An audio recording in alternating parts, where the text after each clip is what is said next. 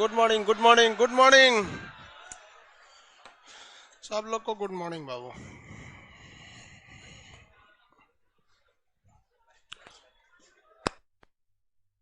जल्दी बैठ जाओ बाबू। बायोलॉजी बता रहे थे, बहुत हद तक आपको पढ़ा दिए होंगे। क्वेश्चन वोश्चन पूछेंगे तो आप बता ही देंगे। आप लोग तो विद्वान हैं लोग। बीचे वाले लोग आप लोग बैठ जाइए। बाबू बैठ जाओ जल्दी। कहाँ तक बताए थे जी, कुछ बताइएगा। RNA बता दिए थे। गस्त लोग को बैठने दिए। ये सब का स्टूल आया था, कहाँ गया? लड़की सबके लिए रखा हुआ एक्स्ट्रा में, बस सब बैठ गई से उस पे। बाप रे, स्टूलों नहीं दिख रहा है। जाओ सीधे कहीं कहीं एडजस्ट हो जाए। सब लोग लाइव वाले गुड मॉर्निंग लो। आप जल्दी जल्दी एडजस्ट होइए। अब हम आगे बताते हैं कोशिका के आगे। ये बकलो आ खड़ा हो। आपके आगे, हाँ हाँ, हरा टी शर्ट। कोशिका विभाजन कौन करता है? कोशिका का विभाजन कौन करता है? हाँ, माइट्रोकांडिया की आंतरिक दीवारों को क्या कहते हैं? बीच में कोई नहीं बोलेगा। तो नहीं बतिया रहा है यहाँ बैठ के। जानता है तुम?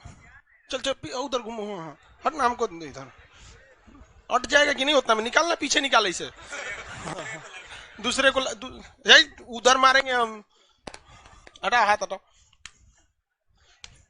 बतियाता है, समझ में नहीं आता है। बतियाता है, थूर देंगे हम ना। कोई बतियाएगा तो हम सबको थूरेंगे। अब रे छोटका, खड़ा हो तुम। खड़ा हो, खड़ा हो। बता तो, माइट्रोकांडिया के आंतरिक दीवारों को क्या कहते हैं?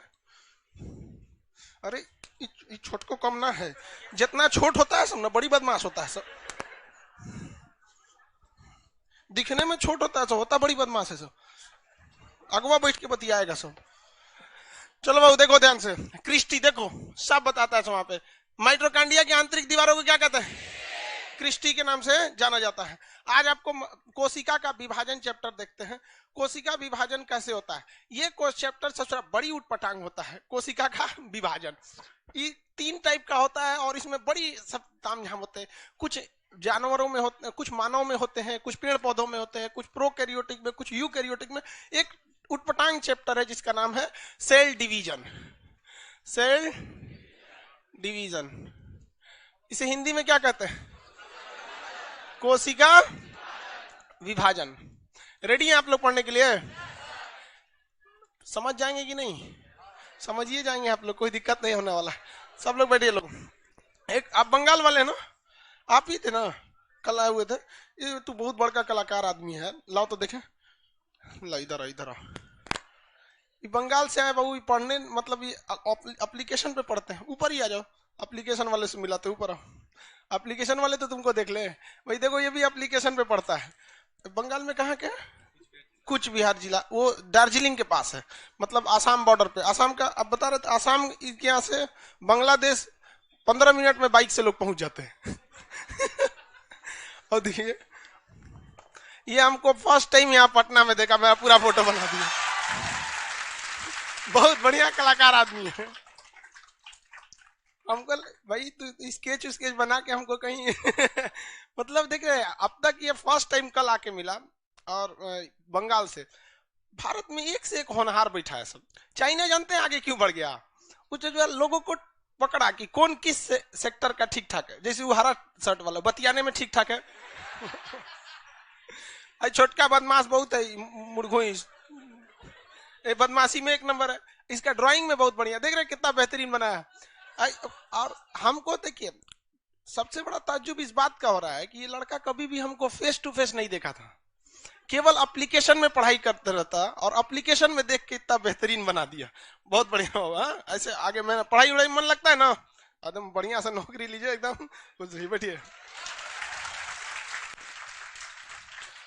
और चीज ना, फ्रेमिंग वगैरह खुद अपने हाथ से किया। मतलब इसमें कोई थर्ड पर्सन इसमें नहीं है। चाहे वो सब खरीद उरीद के लाके अपने से फ्रेमिंग को ठोक ठाक एकदम बराबर कर दिया।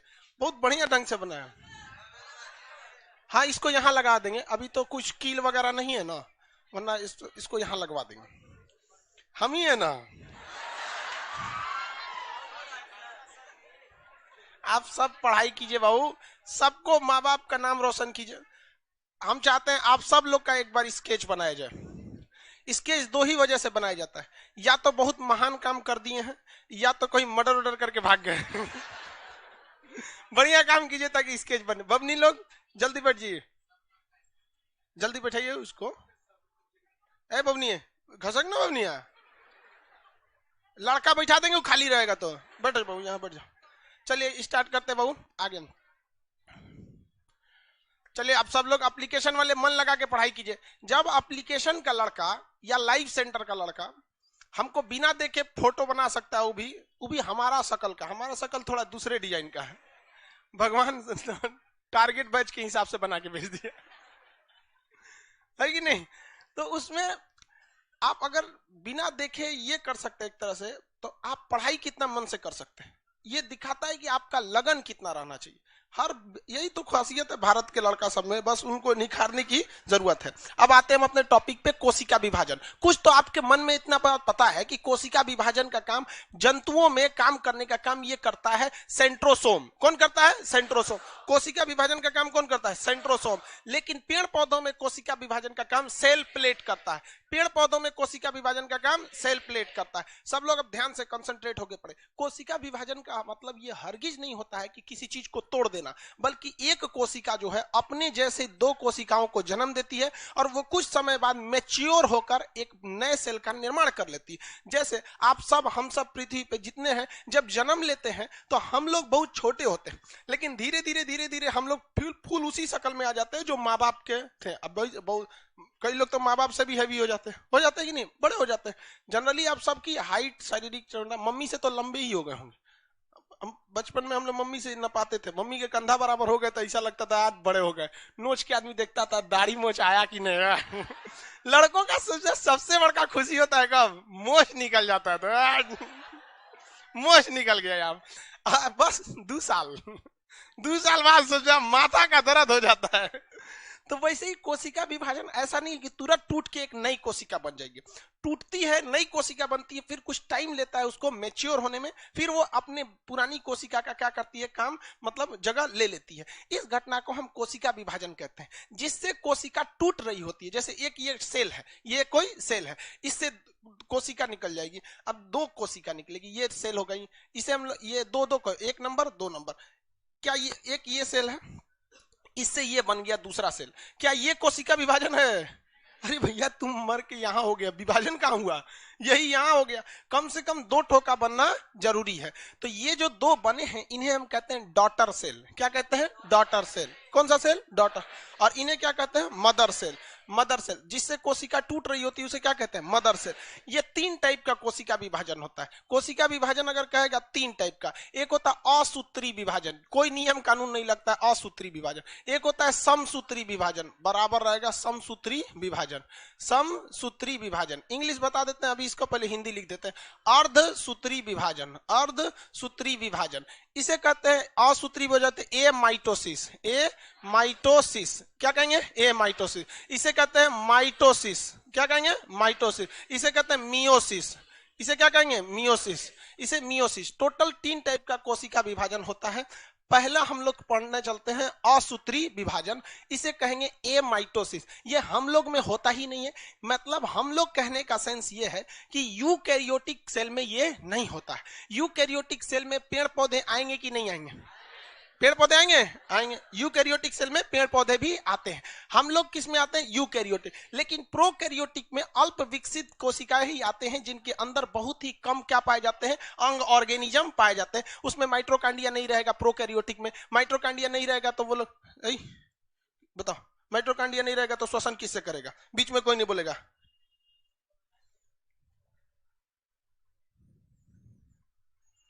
खड़ा हो, तारा कोशिका विभाजन करता है। खड़ा हो, इधर से मैं बता लड़की सब में। हाँ जी, उधर में तुम ही लोग मार दो इसको, पिटवा देंगे लड़की से। घूम पीछे कौन करता है? प्रोटोप्लाज्म जीव द्रव। घूमो पीछे। बताए थे कि नहीं बताए थे? कैसे घूम गया? पीटेंगे कैसे रे? घोंप दे ऐसे। हाँ बस ऐसे। हाँ समझे में नहीं आता है। अजीब टाइप का पिटाता है तुम। हम लोग बचपन में पता था कि सर पीटेंगे तो किस एंगल से पीटेंगे, सर भी पीटने के टाइम खुश हो जाते थे कि इतना बेहतरीन एंगल पे खड़ा हुआ है, कोई दिक्कत नहीं, आराम से इसे खड़ा हो जाता है, पीट लीजिए काम खत्म। जीव द्रव्य करता है, कौन करता है? जीव द्रव्य करता है। हम लोग की एक टीचर थी नम्रता मैडम, बड़ी भयानक मारती थी, इतना बुरा मारती थी कि एक बार हम लोग कॉपी चेक कराना था, क्लास 4 में पढ़ते थे, सबको ही पिटाना था, तो 15-20 आदमी को फिक्स था कि ये लोग पिटाएंगे क्योंकि इनका कॉपी कंप्लीट नहीं। हम 15-20 आदमी मिलकर चंदा मिला के पंडित जी से यज्ञ करवाए थे कि उनका हृदय थोड़ा सा सॉफ्ट हो जाए, हम लोग को ना पीटे। और उस दिन वो नहीं पीटी। यज्ञ काम कर गया, भगवान कभी कभी सुन लेता है, नहीं तो बड़ी मार मारती थी। अर्धसूत्री विभाजन जो होता है वो प्रोकैरियोटिक में होता है, जिनके अंदर माइटोकांड्रिया तक नहीं होता है, वो जीव द्रव्य से क्या करते हैं, श्वसन का काम करते हैं ये लोग। तो इसमें कोशिका विभाजन में कोई टाइम ही नहीं लगता है प्रोकैरियोटिक कोशिका में। यहां पर हम सबसे पहले लिखते हैं कि ये किस में होगा भैया, प्रोकैरियोटिक में। किस में होगा? प्रोकैरियोटिक में होगा। किसमें? कहां गया जी? प्रोकैरियोटिक सेल में होता है। ये क्या होता है, बहुत ही मतलब सिंपल होता है, इसको ये कोशिका विभाजन में बहुत ज्यादा तामझाम नहीं होता है। ये किसमें होगा? केवल और केवल प्रोकैरियोटिक में। इसमें कुछ तामझाम नहीं होता। देखिए एक सेल रहता है, ये एक मदर सेल है। क्या है? Mother cell. मदर सेल हो गया। ये मदर सेल के अंदर एक पाया जाएगा आपका न्यूक्लियस। क्या पाया जाएगा? न्यूक्लियस। वैसे भी प्रोकैरियोटिक में ज्यादा चीज तो होता ही नहीं है ससुरा। क्या पाया जाता है? एक मेन तो न्यूक्लियस होता है, और राइबोसोम भी पाया जाएगा तो 70S वाला। कौन सा? 70S वाला। 70S वाला ज्यादा प्रोटीन बनाएगा? नहीं बनाता है। ये मदर सेल हो गया। धीरे धीरे क्या होता है, ये मदर सेल का साइज बड़ा हो जाता है। मदर सेल का साइज क्या हो जाता है? बड़ा हो जाता है। ये मदर सेल क्या हो गया? बड़ा हो गया। फूल के क्या हो जाता है? बड़ा हो जाता है। और केंद्रक भी क्या हो जाने लगता है? बड़ा होने लगता है। उसके बाद एक समय ऐसा आता है कि ये मदर सेल 20 से पचक जाता है। ये मदर सेल 20 से इस तरह से पचक जाएगा, 20 से पचक जाता है। और इसका जो केंद्रक होता है ये भी टूटने के कगार पे आ जाता है। केंद्रक भी क्या होता है? टूटने के कगार पर हो जाता है। उसके बाद धीरे धीरे ये बीच का हिस्सा जो होता है आपस में ज्वाइंट कर जाएगा। अब आप बताइए भाई, इसका बीच का हिस्सा आपस में ज्वाइंट करेगा तो एक सेल इधर हो गया, एक सेल इधर हो गया, टोटल कितने सेल निकल गए? 2। और ये केंद्रक भी क्या हो गया? बट गया। और आगे जाकर ये पूरी तरह इसकी तरह धीरे धीरे कुछ समय में क्या हो जाएगा? मैच्योर हो जाएगा। क्या हो जाएगा? मैच्योर हो जाएगा। तो सबसे सिंपल टाइप का कोशिका विभाजन जो होता है, सबसे simplest form of cell division is a mitosis, असूत्री विभाजन। इसमें एक कोशिका जो होती है, क्या होती है? एक कोशिका सिंपली कितनी भाग में बढ़ जाती है? 2 भाग में। ये फर्स्ट स्टेप, ये सेकंड स्टेप, ये थर्ड स्टेप, फोर्थ स्टेप में क्या बन गया?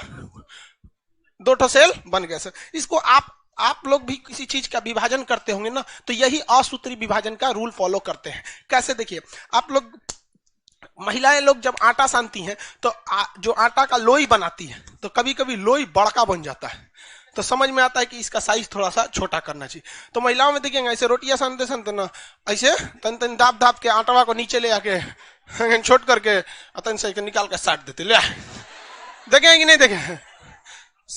लड़का लोग नहीं करता।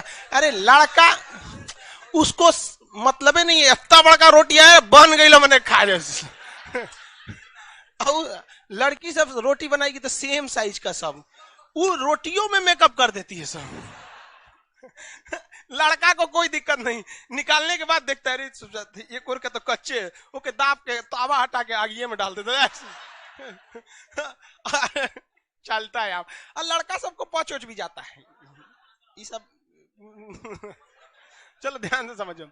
तो ऐसा आप इसको देखें कि नहीं, इस तरह से किया जाता है कि नहीं किया जाता है? लोई अगर बड़ा हो गया तो उसको क्या करते हैं? पचका के, सबसे पहले उसको क्या किया? बीचवा में से पचका दिया जाता है, उसको नोच के सटा दे ले, और बढ़िया से थाप थुप के रख दो। तो असूत्री विभाजन बहुत ही सिंपलेस्ट फॉर्म होता है। क्या हम लोग में होता है? पेड़ पौधों में होता है? किस में होता है? किसमें? प्रोकैरियोट। किस में होगा? प्रोकैरियोटिक में। ये कोशिका भी, एक मदर सेल कितने डॉटर सेल में बढ़ती है? 2। किसने में? 2। क्या ये हम लोग में होगा? भाई प्रोफेज एनाफेज ये सब में नहीं बबुआ, वो माइटोसिस में होगा। Prophase anaphase. अब माइटोसिस में आते हैं। मियोसिस हम लोग में होता ही नहीं, सिंपल का है भैया, एक कोशिका 2 में बढ़ गई, कौन सा खत्म हो गया? असूत्री विभाजन। ये थोड़ा बड़ा होता है समसूत्री, इसको मिटा दे। ये तो समझ ही गए होंगे आप लोग। समसूत्री विभाजन ये किसमें होगा भैया? यूकैरियोटिक में होगा। किसमें? यूकैरियोटिक में होगा। यूकैरियोटिक में होता है। और ये जो विभाजन होता है इसमें जितनी कोशिका टूटती है उतनी ही कोशिका बन जाती है। जैसे मान के चलिए 10 कोशिका टूटी, कितनी कोशिका? 10 कोशिका, तो बनेगी कितना? 10 ही बनेगा। कितना बनेगा? 10। इसीलिए इसका नाम क्या है? समसूत्री विभाजन। जितना टूटा है उतने बनेगा, जितना टूटा है उतना ही बन जाता है, इसलिए इसे क्या कहते हैं? समसूत्री विभाजन। ये जब भी होगा तो ये होता है सोमेटिक सेल में। किसमें होगा? तो भैया तो ये तो होगा यूकैरियोटिक में, उसके बाद होगा किसमें? Somatic cell. किस सेल में? सोमेटिक सेल में। सोमेटिक सेल को हम लोग हिंदी में कहते हैं कायिक कोशिका। कौन सी कोशिका? कायिक कोशिका। हमारे शरीर में 99% कोशिकाएं कैसी हैं? कायिक कोशिका।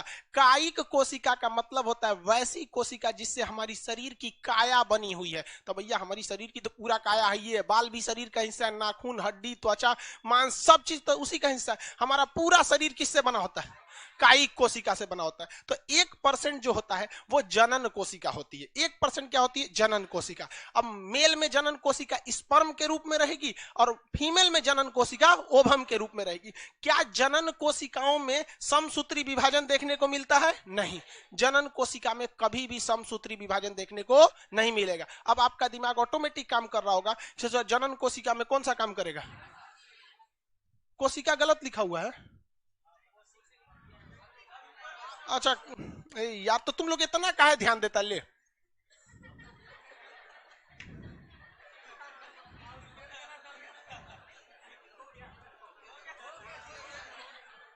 अब 4 दिन तक हम मात्रा नहीं देंगे, यहीं पे दे दिए सब। यार तुम लोग छोटा छोटा बात पे ध्यान देता है। अब ठीक लग रहा है? ये को मात्रा छूट गया कोशिका में तो एप्लीकेशन वाला हल्ला करता है, गलत लिखे हुए हैं। चलो ध्यान दो, यहाँ पे कोई मात्रा उतरा को बोल दिया तो हम और बिगाड़ देते हैं। चलिए ध्यान समझिए, हम लोग की शरीर में ज्यादातर कौन सी कोशिका है? कायिक कोशिका। 1% कोशिका कैसी है? जनन कोशिका। जनन कोशिका में मेल में कौन सा? स्पर्म, और ओवम में, फीमेल में ओवम। फीमेल में ओवम, उसमें कौन सा विभाजन होता है? अर्धसूत्री विभाजन। कौन सा? अर्धसूत्री विभाजन। लेकिन शरीर में कौन सी विभाजन? समसूत्री, यानी माइटोसिस। हमारे बॉडी में कौन सा विभाजन होता है? माइटोसिस। माइटोसिस से ही हमारे शरीर के टूट फूट अंगों की भरपाई होती है। मेंटेनेंस ऑफ बॉडी किससे होता है? माइटोसिस से। जैसे कहीं ऑपरेशन हो गया तो डॉक्टर इसे काट देता है, देखते ना, ऐसे ऑपरेशन करके काट देता है। हम जैसे आप लोग को कहीं ना कहीं ऑपरेशन हुआ, हमारे से गला में ऑपरेशन हुआ, यहाँ एगो नस मेरा गड़बड़ हो गया था, वही सिग्नल किसको पहुंचाता था? ब्रेन को। सिग्नल नहीं, ब्लड पहुंचाता था, और वो इससे जुड़ा फूल के टेढ़ हो गया वहां पे, तो इसको काट के डॉक्टर वहां से दूसरा सिलिकॉन का नस लगा दिया यहाँ पर, और यहाँ से काट दिया, तो वापस मेरा गर्दन एकदम अच्छा हो गया। यानी जितनी कोशिकाओं को डॉक्टर ने काटा था समसूत्री विभाजन से, उतनी ही कोशिकाएं बन गई। इस वजह से किसी को पता चलता है? नहीं, अरे पूरा नहीं काटा था, ऐसे देख रहा है, oh my God Khan sir, पूरा नहीं काटू तो तन से एगो नस काट के निकाल दिया यहाँ पे, और फिर ठीक ठाक करके सिल दिया, और कहा था कि आप ज्यादा बोलिएगा नहीं। दिन भर पढ़ाने रहता है बोलने। तो ये हो गया हमारे शरीर में कोशिका। आपका भी कहीं कट फिट जाता है, देखते हैं पूरी बराबर क्या हो जाता है? भर जाता है। किसके थ्रू? समसूत्री विभाजन। किसके थ्रू? हमारे शरीर की क्षतिपूर्ति किससे होती है? समसूत्री माइटोसिस के द्वारा ही होता है। सबसे ज्यादा माइटोसिस शरीर के किस अंग में देखा जाता है? लीवर में। जहां कटपट होगा अपने से ठीक कर लेगा। जिसके अंदर, जिस जीव के अंदर, किसके अंदर? जिस जीव के अंदर समसूत्री विभाजन क्या होगा? तेजी से होगा, तेजी से होगा, उसकी शरीर की क्षतिपूर्ति एकदम तेजी से होगी। जैसे चूहा का पूंछ, चूहा का पूंछ में बहुत तेजी से क्या होता है? समसूत्री विभाजन। पकड़ लीजिएगा तो छोड़ के पूंछिए चल जाता है, रख लो। छिपकली का पूंछ, उनमें क्या होता है? समसूत्री विभाजन बहुत तेजी से होता है। गेंडे का चमड़ा, गेंडा जो होता है ना, गेंडा, उसका चमड़ा आप इसे तलवार से काटेंगे ना, गेंडा का चमड़ा, एक तो जल्दी कटता नहीं है, कट गया ना तो चल जाएगा वहां पे उठ के, 1-2 दिन में एकदम टनाटन अपने से टाका उका मार के घूमेगा, एकदम काट दिया था मेरा चमड़ा।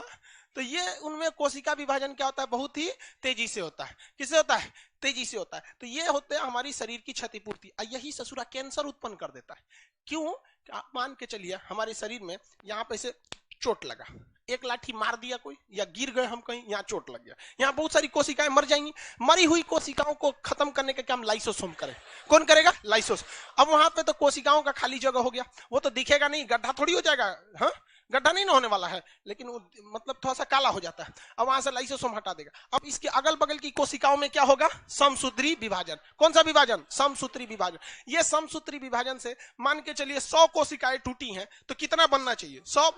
110 बन जाएगा तो भी कुछ खास दिक्कत नहीं है। लेकिन 100 कोशिका की जगह पे ससुरा 1 लाख बना देगा तब वहां हमको गांठ बनने लगेगा, गांठ को हमको एक्स्ट्रा दिखने लगेगा। ससुरा ये गांठ कैसा है? तो डॉक्टर से आदमी इलाज कराता है, देखिए ना गांठ बन गया है, तो एक दो दवा दे देता है जिससे वो गांठ खत्म हो जाता है। क्या हो जाता है? खत्म हो जाता है गांठ। लेकिन अगर वो गांठ बन रहा है और बनना नहीं रुक रहा है, इसका मतलब क्या नहीं रुक रहा है? समसूत्री। वो धड़ाधड़ बनाते जा रहा है, बनाते रहा, नहीं रुक रहा है, नहीं रुक रहा है, तो डॉक्टर कहता है तो ट्यूमर लग रहा है, अब जाइए आप थोड़ा कैंसर का इलाज कराइए, कार्सिनोमा कराना पड़ेगा आपको। और धीरे धीरे डॉक्टर कह देगा दूर ससुरा तो नहीं, इसका तो कोशिका विभाजन नहीं रुक रहा है। अब क्या हो गया? अब डॉक्टर लाएगा कौन सा चीज? Gamma rays. क्या लाएगा? Gamma rays. और गामा रेज से क्या करेगा? आपका सेकाई करेगा। यानी सेकाई नहीं कर रहा, उस कोशिका की जान ले रहा है जो एक्स्ट्रा कोशिकाएं बन गई हैं। तो वो कोशिका अगल बगल की कोशिकाओं को कह देती है, देख रहे हैं जान ले रहा है हमारा, अगल बगल की कोशिकाएं उसको बचाने आती है, अरे हमरे भैया है मत मारो यहाँ पे, तो वो ससुरी मर जाती है सब। तो कोशिका का जब हम लोग गामा रेस से सेकाई करते हैं तो बहुत सारी चीजें जो होती हैं सब, बहुत सारी चीज मर जाती हैं सब, और बाल वगैरह क्या हो जाने लगता है? टकला होने लगता है। तो ये सही भी है और बहुत गलत भी है।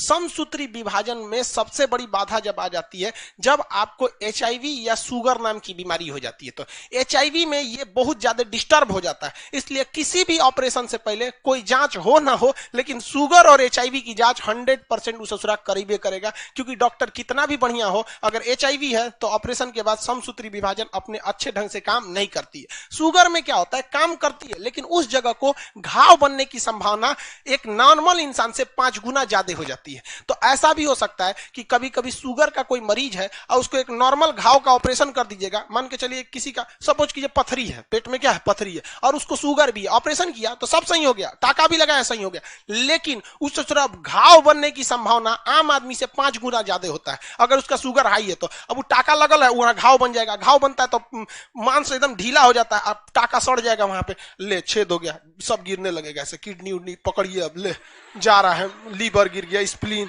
सब देखते रहिएगा, और डॉक्टर को गरियाएगा कैसे सिला था रे, सब लीक कर गया। तो इसलिए डॉक्टर पहले करता है, तेरा लीक कर जाएगा, पहले चेक करा के आओ। समझ में गया कि नहीं? हाँ, HIV और एड्स दोनों एक ही चीज होता है। वायरस का नाम क्या है? HIV। जिस तरह वायरस का नाम क्या है? कोरोना। वायरस का नाम क्या है? कोरोना। तो कोरोना से कौन सी बीमारी होती है? कोविड-19। तो HIV से कौन सी बीमारी होती है? एड्स। HIV से कौन सी होती है? एड्स। वही हो गया यहाँ पे। समसूत्री विभाजन एग्जाम के पॉइंट ऑफ व्यू से इसके स्टेजेज को पूछ देता है। अब जैसे आप ही बताइए, ये होता ससुरा यूकैरियोटिक में है, तो यूकैरियोटिक सेल में 20 गो झमेला, mitochondria, endoplasmic reticulum, nucleus, cytosome, lysosome, vacuoles, 50 गो चीज होता है। तो कोशिका विभाजन जब कीजिएगा तो बंटवारा भी तो कीजिएगा, नहीं कीजिएगा बंटवारा? तो बंटवारा करेंगे तो कैसे करेंगे? ऐसे माइटोकांड्रिया नोच दीजिएगा, ले एगो तू ले ले, एगो ही ले ले, पता चला माइटोकांड्रिया के अंदर का सारा चीज बह गया वहीं। अब एगो अंडा है, उसको तूर दीजिएगा, तुम लो, एगो तुम लो, सब चल गया, यहाँ पे दिक्कत हो जाएगा। यही तो मेन समस्या होती है किसमें? समसूत्री विभाजन में। तो समसूत्री विभाजन के टोटल 5 स्टेज होते हैं। कितने स्टेज? 5। समसूत्री विभाजन ऐसे नहीं हो जाता और असूत्री की तरह एक कोशिका है, बड़ा कीजिए, साइड से पचका के तोड़ दीजिए, ऐसे नहीं हो सकता है। अगर ऐसे करेंगे तो क्या हो जाएगा? सपोज कीजिए जिस तरह से असूत्री विभाजन हुआ था, यानी एमाइटोसिस हुआ था, अगर उसी तरह हम माइटोसिस को करेंगे तो क्या होगा? इसके अंदर माइटोकांड्रिया है, लाइसोसोम है, 25-30 गो अंग है सब, और उसको एक पुला कैसे तोड़ेंगे तो पता चला ए में माइटोकांड्रिया गया, ए में नहीं गया, कुल वैक्यूल्स इसमें चला है, इसमें गई भी नहीं किया, इसमें राइबोसोम आ गया, उसमें गई नहीं किया। तो कोशिका विभाजन तो हो जाएगा, लेकिन एगो कोनो काम करेगा, एक तो कोनो काम नहीं करेगा। समझ में आ रहा है कि नहीं आ रहा है? किसी को कोई दिक्कत? तो इसके कितने स्टेज होते हैं? 5। कितने स्टेज? 5। सबसे पहला होता है इंटरफेज। कौन सा होता है? इंटरफेज। कौन सा फेज? इंटरफेज। दूसरा होता है prophase. Interphase, prophase, interphase, prophase. ये पीडीएफ क्या कर रहे हैं लोग? देखिए पीडीएफ नहीं मिला है क्या? देखिए बहू, अरे कोई भी दो ना। क्या लिख दिया? गलत लिख दिया। अरे थोड़ा इधर उधर होगा, अभी सुधार देते हैं।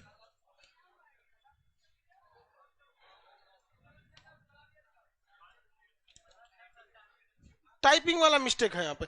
यहाँ पेज नंबर 12 पे देखेंगे आप लोग, यहाँ लिखा हुआ है, सब लोग लिखा हुआ है।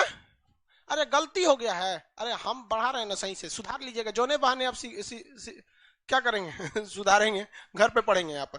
तो यहाँ पे आपके पेज नंबर 12 पे लिखा हुआ है, यहाँ पढ़ लेंगे आप लोग। सबसे पहला कौन सा है? इंटरफेज, उसके बाद प्रोफेज, उसके बाद मेटाफेज, उसके बाद एनाफेज, उसके बाद टेलोफेज। कौन सा फेज? टेलोफेज। टोटल कितने फेज हो जाते हैं? कितने? 4। हल्ला कौन करता है बेवकूफ यहाँ? अरे देखो जी, एक तो लड़का बेहोश हो गया। कितने नंबर हॉल में बेहोश हुआ है? 2 नंबर हॉल में एक लड़का बेहोश हो गया, उसको ग्लूकोज वगैरह यहाँ रखा होगा 2। उसका एटीपी का निर्माण कम हो गया। कोई बात नहीं, लड़के है ना, उसे अपने सही हो जाएगा आधा घंटा में।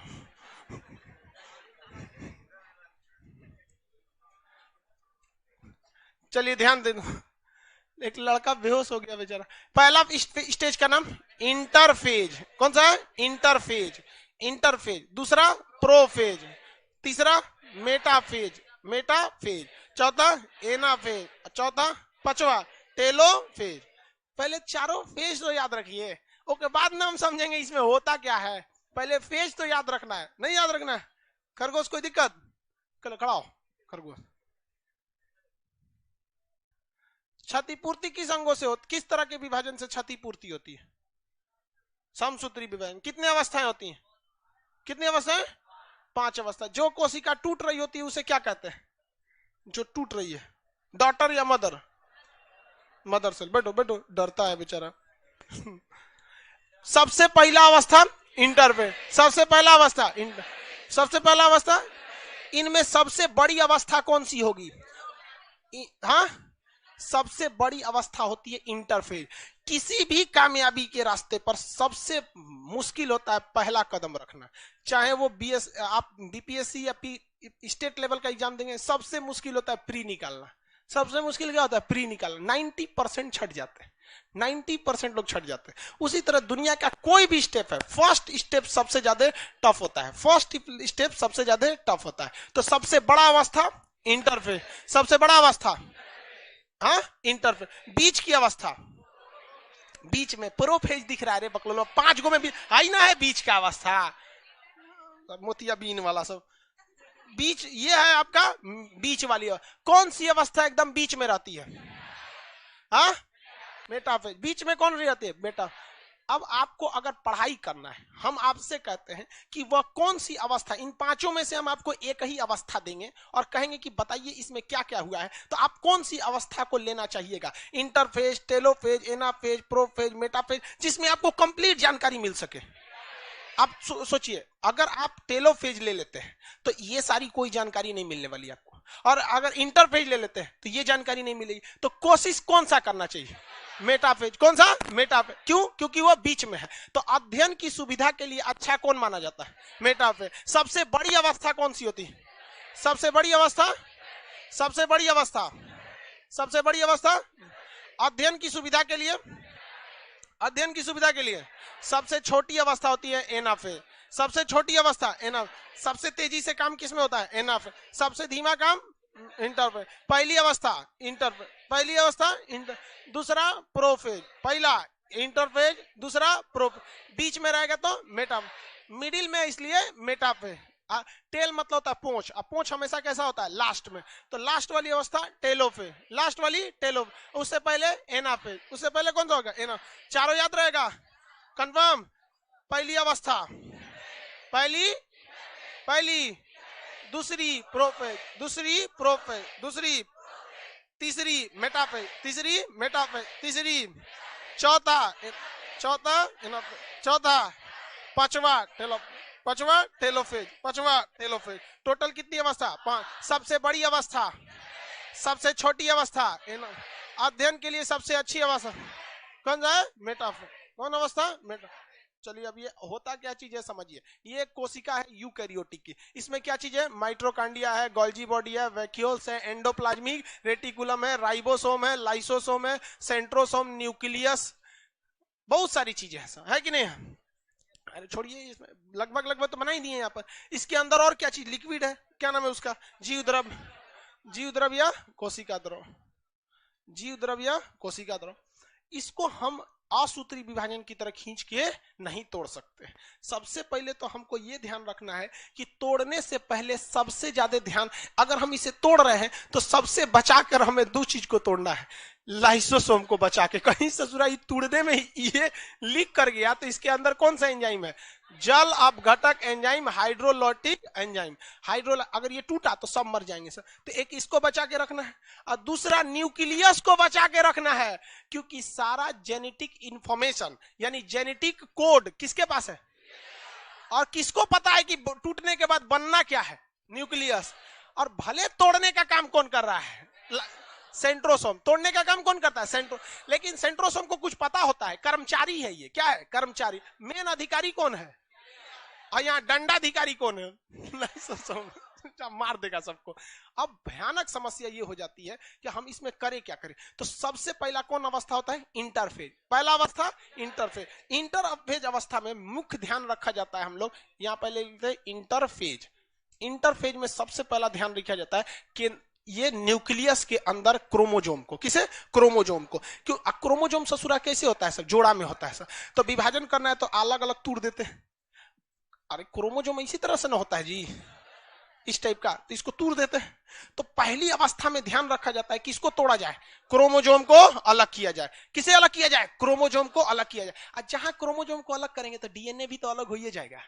अरे क्रोमोजोम में तो डीएनए है, तो क्रोमोजोम को अलग करेंगे तो क्या अलग हो जाएगा, क्रोमोजोम को अलग करने से डीएनए। अब हम आपसे एक सवाल पूछते हैं, पहले यहां लिख देते हैं क्रोमोजोम को अलग किया जाएगा, क्रोमोसोम, जोम बोल देते हैं क्या हम, क्रोमोसोम सब एक क्या होता है, क्रोमोसोम। क्रोमोसोम क्या होता है, अलग होता है। इसका मतलब क्या अलग होता है, डीएनए अलग, डीएनए अलग हो जाता है। आप बताइए, जब हम ये न्यूक्लियस है, यहां हम एक न्यूक्लियस को बड़ा सा बना देते हैं, यही न्यूक्लियस हम यहां बना रहे हैं ताकि आप अच्छे से समझ सके। इसके अंदर क्या है, क्रोमोसोम। इसे हम लोग क्या करते हैं, किस फेज में ये क्रोमोसोम अलग होते हैं, इंटरफेज। इंटरफेज में। इसके बाद क्या हम क्रोमोसोम को अलग किए बिना, क्रोमोसोम कितने होंगे, 46, जोड़ा में 23। जब अलग हो जाएंगे तो क्रोमोसोम कितने होंगे, 46। जोड़ा होने का सवाल पैदा नहीं होता है। क्वेश्चन कहेगा किस ऐसी, कौन सी ऐसी अवस्था है जिसमें क्रोमोसोम जोड़ा में होता ही नहीं है, इंटरफेज। क्योंकि क्या हो गया, अलग हो गया। इस अगर हम इंटरफेज में क्रोमोसोम को अलग नहीं करते और क्रोमोसोम को अलग किए बिना ही हम केंद्रक को तोड़ देते, केंद्रक को क्या करते, तोड़ देते, तो क्या ये कोशिका विभाजन सफल हो पाती, कभी नहीं हो पाती। क्योंकि मेन दिक्कत है कि केंद्रक तोड़ना बड़ी बात नहीं है, केंद्रक के अंदर जो क्रोमोसोम है और उस क्रोमोसोम में क्या लगा हुआ है, डीएनए, इसे बचा के रखना है, वरना अगली कोशिका में जाएगा ही नहीं, वो कोशिका किसी काम की नहीं रह जाएगी। तो पहली अवस्था कौन सी होती है, इंटरफेज। इसमें किस चीज का विभाजन होता है, क्रोमोसोम। और क्रोमोसोम का विभाजन होगा तो क्या विभाजित हो जाएगा, डीएनए। क्या हो जाएगा, डीएनए। अब इसके बाद किसका विभाजन करना है, केंद्रक का। क्या पहले क्रोमोसोम का विभाजन जरूरी है कि पहले केंद्रक का। जब क्रोमोसोम का विभाजन हो जाएगा तो डीएनए ऑटोमेटिक क्या हो जाएंगे, साइड हो जाएंगे। तो ये देखिए, ये इंटरफेज के पहले की अवस्था हो जाएगी और ये इंटरफेज के बाद की अवस्था हो जाएगी। इसमें क्या हो गए हैं, सब क्रोमोसोम अलग हो गए हैं सब। अब हमको चाहिए कि आधा ऊपर, आधा इस साइड, आधा इस साइड रख ले। अब बताइए भैया, अब तो क्रोमोसोम यहाँ हट गए सब। दूसरी अवस्था का नाम बोलेंगे प्रोफेज। कौन सा फेज, प्रोफेज। कौन अवस्था, प्रोफेज। प्रोफेज जो अवस्था होती है, इस अवस्था में हमको किसको अलग करना है, केंद्रक को अलग करना है। किसको अलग करना है, केंद्रक को। तो क्वेश्चन आएगा, केंद्रक का विभाजन किस अवस्था में होता है, केंद्रक विभाजन किस अवस्था में, प्रोफेज में। सबसे बड़ी अवस्था, सबसे बड़ी अवस्था क्रोमोसोम का विभाजन, इंटरफेज। डीएनए का विभाजन, इंटरफेज। जब क्रोमोसोम और डीएनए अलग हो गया तो दूसरी अवस्था का नाम प्रोफेज। दूसरी अवस्था में किसका विभाजन होता है, हाँ, न्यूक्लियस।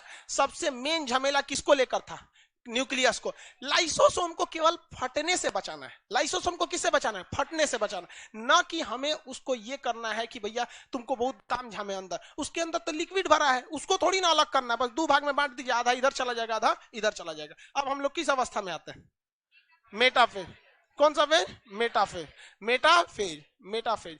मेटाफेज में मुख्य रूप से अध्ययन के लिए यह अच्छा इसलिए माना जाता है कि जब कभी भी समसूत्री विभाजन यानी माइटोसिस हो रहा है, समसूत्री विभाजन यानी माइटोसिस हो रहा है, तो इस अवस्था में अब बाकी सारे अंग टूटने के लिए रेडी होते हैं। अब तक हम लोग मेन फोकस किस पे किए थे, पहली अवस्था में क्रोमोसोम पर और दूसरी अवस्था में न्यूक्लियस में।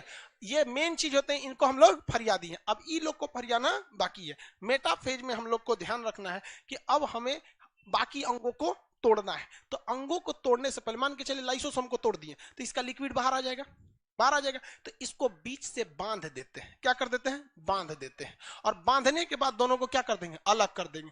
जिस तरह से दीपावली के या फिर दशहरा वगैरह में जो गुब्बारा बेचता है, देखते हैं गुब्बारा, वो गुब्बारा एगो पतरका गुब्बारा होता है, उसमें बंदर बिल्ली उल्ली कुछ बना देता है, गुब्बारा फुला देता है और बीच में रस्सी बांध देता है। देखे बीच में क्या बांध देता है? रस्सी। तो आधा हवा इधर आधा हवा इधर, तो रस्सी बांध देंगे तो क्या उसका डिजाइन चेंज हो सकता है कि नहीं?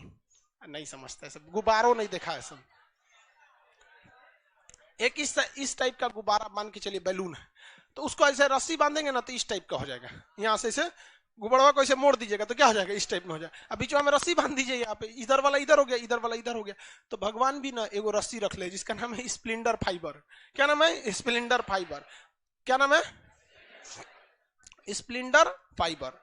क्या हो गया भैया? Splendor fibre. स्प्लेंडर फाइबर को हम लोग तुर्क धागा कहते हैं। क्या कहते हैं? तुर्क धागा। कौन सा धागा? तुर्क धागा। तो स्प्लेंडर फाइबर का निर्माण किस अवस्था में होता है? स्प्लेंडर फाइबर का निर्माण किस अवस्था में होता है? किस अवस्था में? मेटाफेज में। और ये बाकी सारी कोशिकाओं को क्या करने लगता है? बीच से बांधने लगता है। क्या करता है? बीच से बांधने लगता है ताकि क्या किया जा सके? विभाजन किया जा सके, विभाजन किया जा सके। लेकिन ऐसा थोड़ी है कि स्प्लेंडर फाइबर बन गया। दो झमेला है ना, एक स्प्लेंडर फाइबर का निर्माण करना है, दूसरा उस स्प्लेंडर फाइबर से क्या करना है? कोशिकाओं को बांधना है। तो निर्माण चालू कहां होता है? मेटाफेज में। किसमें? मेटाफेज में। किसका निर्माण? स्प्लेंडर। बहुत ज्यादा मात्रा में ये लोग क्या होने लगते हैं? स्प्लेंडर फाइबर बनने लगते हैं यहाँ पर। मेटाफेज तक में बनते हैं बहुत ज्यादा मात्रा में। इसके बाद की जो अवस्था होती है उसे कहते हैं हम लोग एनाफेज। कौन अवस्था? एनाफेज। कौन अवस्था? एनाफेज। एनाफेज ये सबसे छोटी अवस्था है। कौन सी अवस्था है? छोटी है। इसमें कुछ नहीं करना है, कुछ भी नहीं करना है। स्प्लेंडर फाइबर ने कोशिका के सारे अंगों को क्या कर दिया है? बांध दिया है। क्या कर दिया? बांध दिया। अब बस काम यही करना है कि इसको ऐसे लेटा देना है।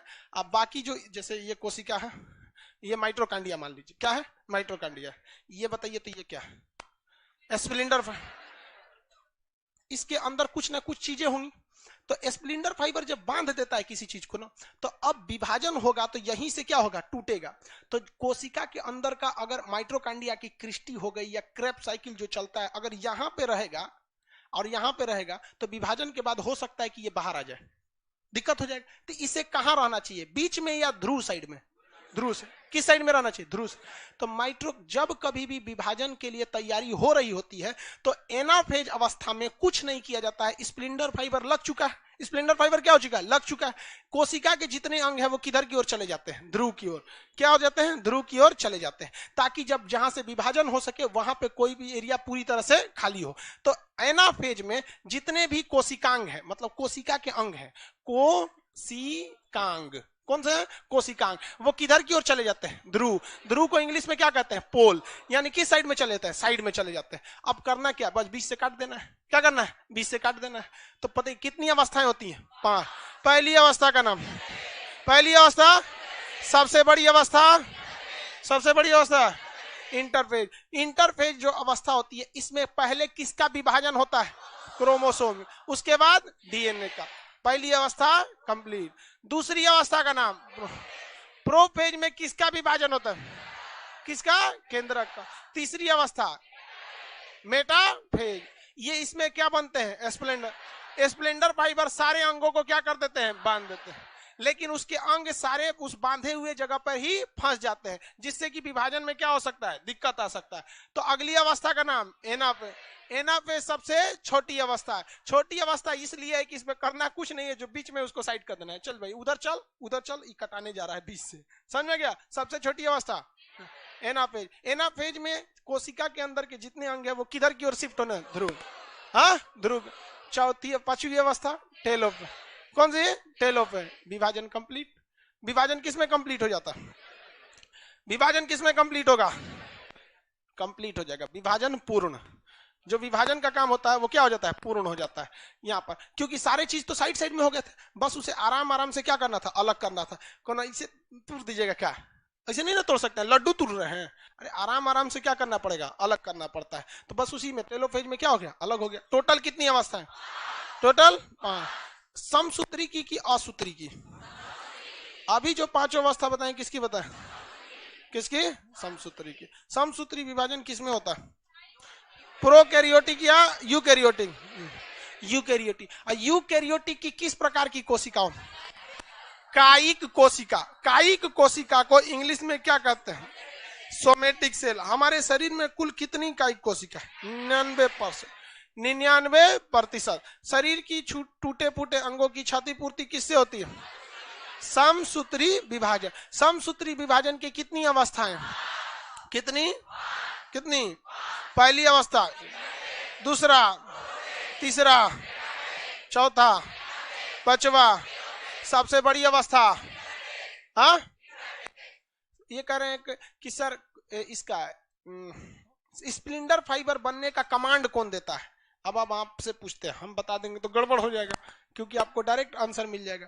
कमांड कौन देता है, जैसे देखिए, जब कभी भी सेना, ये नदी है, ठीक है, नदी है, इसमें से फौज को जाना है इस साइड में, इस साइड में फौज को जाना है, यहाँ पे बहुत सारे मात्रा में क्या खड़ी है, फौज खड़ी है, यहाँ पे फौज। तो यहाँ पर एक टेम्पोररी पुल बना दिया जाता है। वो पुल नहीं होता है, एक गाड़ी होती है जो पानी में डूबती नहीं है, उसे हम लोग कहते हैं कॉन्टून ब्रिज। वो क्या करते हैं, गाड़ी होती है मिलिट्री की, वही ले आके उतार देते हैं, सब आपस में जोड़ देता है। सब 5-6 को गाड़ी रहेगी, आपस में 10-20 तो उसी को जोड़ देगा, वो डूबेगा नहीं, और उसके ऊपर ऐसे ऐसे सड़क टाइप का रहेगा, वहां पे जोड़ के चल जाते हैं।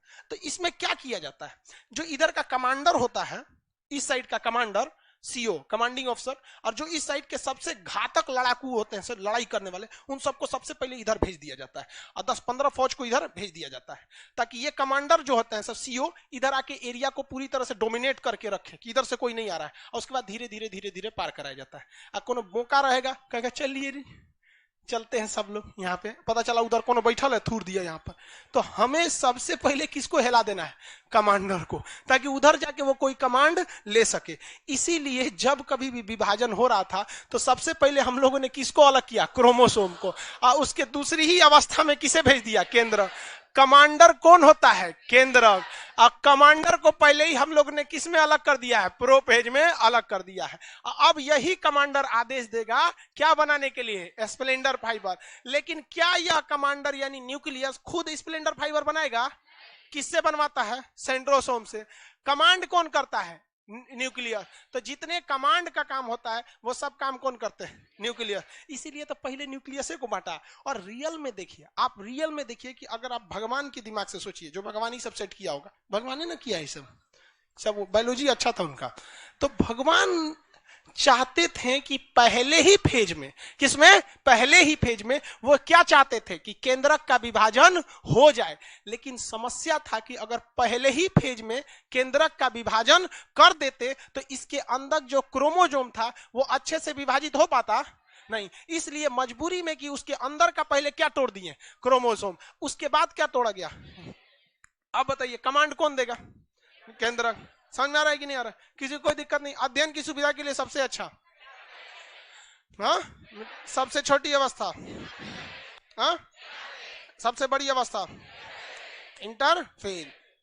कोशिका के अंगों को बांधने का काम कौन करता है, स्प्लेंडर फाइबर। हिंदी में क्या कहते हैं, तुर्क धागा। क्या कहेंगे, तुर्क धागा। किसी को कोई दिक्कत नहीं है, समसूत्री विभाजन समझ गए। अब बच गया कौन सा, अर्धसूत्री विभाजन। एक बात बताओ भाई, थोड़ा बहुत तो आपको दिमाग में आइडिया लग गया होगा। समसूत्री विभाजन में जितनी कोशिका टूटी उतनी ही बन जाती, लेकिन अर्धसूत्री में ऐसा नहीं होता। नाम से बताइए, अर्धसूत्री में कितना होना चाहिए, हाँ, आधा। अर्धसूत्री में पूरा दिए तो बवाले हो जाएगा, अर्धसूत्री विभाजन में पूरा दे देंगे तो बवाल हो जाएगा। हमको पूरा का पूरा कंप्लीट किसमें करना है, समसूत्र। इसमें क्या करना है, आधा ही करना है। क्यों आधा करना है, थोड़ा सा शॉर्ट में समझिए। ये जब भी होगा तो कब होगा, जनन कोशिकाओं में, यानी स्पर्म और ओवम में, यानी मेल और फीमेल। ये कहां होता है, जब जनन रिप्रोडक्शन होता है तब। अब बताइए मेल में कितने क्रोमोसोम, 46, और फीमेल में हाँ, दुनिया में कोई भी मानव जाति है, सबके सब में कितने क्रोमोजोम? 46। कितने क्रोमोजोम? अब एक बात बता भैया, जनन के समय क्या समसूत्री होता है?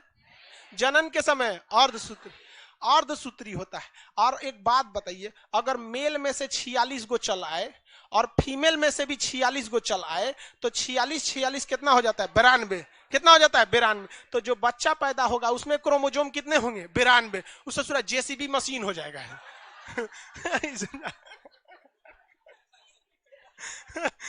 तो भगवान होशियार था, कहा कि एकरा पहले आधा कर। क्या कर? आधा कर। यानी मेल में से कितना आएगा? 23 गो, और फीमेल में से 23 गो। तो आधा मेल में से आधा फीमेल में से, इसलिए इसे कहते हैं अर्धसूत्री।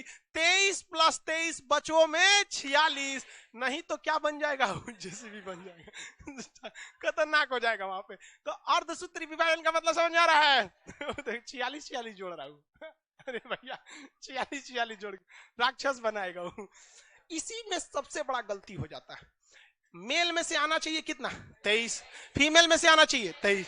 कभी कभी मेल में से 22 गो आता है, कभी फीमेल में से 23 की जगह 24 गो आ जाता है। ऐसे ही कुछ कुछ गड़बड़ हो जाता है। तो जब कभी कभी फीमेल वाला पार्ट बढ़ने लगता है ना किसी किसी में, तो इसी में कभी कभी क्या हो जाता है, कोई हिजड़ा यानी किन्नर बन जाता है। क्या बन जाता है? किन्नर यानी छक्का टाइप का, जिसको बोलते हैं ट्रेन वगैरह। उसमें भी 2 कैटेगरी का होता है। कोनो कोनो ससुरा एकदम आदमी से मैच खाता है सब, देखते हैं। कोनो कोनो एकदम खूब सुंदर हो जाता है सब, महिला से मैच खाता है। मतलब समझ रहे हैं? अर्धसूत्री विभाजन के समय अगर फीमेल वाला डोमिनेंट किया उस पर, तो उसका शकल किसकी तरह हो जाएगा? देखिए, अगर 23 इसमें से आया, 23 इसमें से आया, तो 46 बना, कोई दिक्कत नहीं है। दिक्कत तब है जब गड़बड़ हो जाएगा तब। और गड़बड़ होगा भी तो 2 तरह से गड़बड़ होगा। या तो इधर वाला ज्यादा आ गया, तू जो लड़का की तरह दिखने लगेगा, बहुत लंबा हो जाता है। ट्रेन में देखते हैं सुतल रहिएगा तो उठा के मांगता है, ए हमार दुल्हा उठो।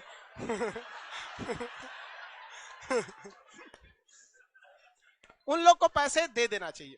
उन लोग को पैसे क्या करना है? दे।